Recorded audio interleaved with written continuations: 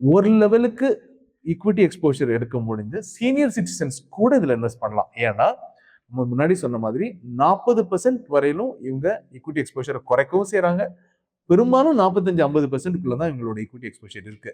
So ஒரு லெவலுக்கு ஓரளவுக்கு ரிஸ்க் அப்பிடைட் இருக்கிற ஒரு இன்வெஸ்டர் ஒரு 3 கோடி அவங்களோட ஓவரால் போர்ட்ஃபோலியோனா டெஃபினெட்லி ஒரு 40-50 லட்சம் லெவலுக்கு அட்லீஸ்ட் இந்த மாதிரி ஃபண்ட்ஸ் எக்ஸ்போஷர் எடுத்துக்கலாம். இதை நீங்க பென்ஷன் மாதிரியும் இதை நீங்க டிவைஸ் பண்ணிக்க முடியும். எப்படின்னா இந்த மாதிரி ஃபண்ட்ஸ் தான் ஆக்சுவலி சிஸ்டமேட்டிக் விட்ராவல் பிளான்னு சொல்லுவோம்.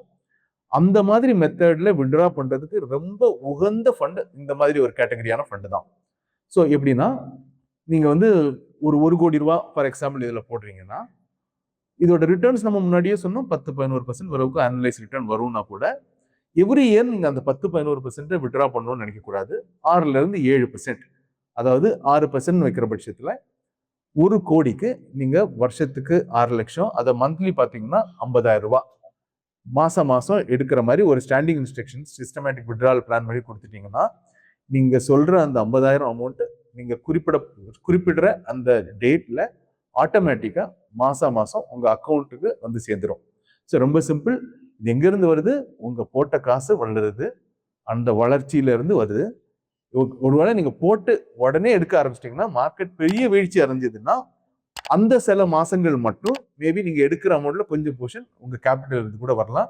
பட் முடிஞ்ச வரைக்கும் இந்த மாதிரி ஃபண்ட்ஸ் நீங்க போடும்போது ஒரு 1-1.5 வருஷம் கழிச்சு விட்ரால் ஆரம்பிங்க. எடுத்த உடனே ஆரம்பிக்காதீங்க.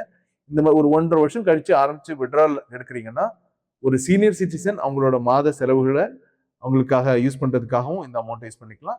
மற்றவங்களும் கூட உங்களுக்கு மாசம் ஒரு வருமானம் மாதிரி எங்கிட்ட கொஞ்சம் அமௌண்ட் இருக்கு, ஆனா இதுல இருந்து எனக்கு மாசம் ஒரு அமௌண்ட் வரணும், எனக்கு இந்த பர்டிகுலர் செலவுகளுக்கு இது வேணும், ஏன்னா இதோட லோன்ல ஒரு போர்ஷன் அடைக்கிறதுக்கு ஒரு அமௌண்ட் இதுல இருந்து வந்தா நல்லா இருக்கும் அப்படின்னு நினைக்கிறவங்களுக்கு கூட இந்த ஃபண்டை யூஸ் பண்ணிட்டு பெரிய ரிஸ்க்கும் இல்லாம ஓரளவுக்கு நல்ல டீசென்டான ரிட்டர்னும் கம்மியான டாக்ஸேஷனையும் அனுபவிக்கிறதுக்கு ஒரு நல்ல ஃபண்ட் இந்த ஃபண்ட். இது இந்த ஃபண்டை பத்தின ஒரு ரிவ்யூ. அதாவது இந்த particular ICICI Prudential balance advantage fund எப்படி ஃபங்க்ஷன் ஆகுது, யாருக்கு உகந்தது, எந்த மாதிரி ரிட்டர்ன்ஸ் எதிர்பார்க்கலாம் அப்படிங்கிறது தானே தவிர இந்த ஃபண்ட்ல தான் நீங்க இன்வெஸ்ட் பண்ணணும், இதுதான் நல்ல ஃபண்ட் அப்படின்னு சொல்ற ஒரு ரெக்கமெண்டேஷனுக்கான முயற்சி கிடையாது. இந்த கேட்டகரியிலேயே நிறைய ஃபண்ட்ஸ் இருக்கு. நீங்க ஒரு ஆலோசகரை அணுகி உங்களுக்கு தகுந்த சரியான பேலன்ஸ் அட்வான்டேஜ் ஃபண்டை ஒரு ஃபண்டையோ பல ஃபண்ட்ஸையோ எது உகந்ததா இருக்கோ அதுக்கேற்ற மாதிரி நீங்க இன்வெஸ்ட் பண்ணிக்கலாம்.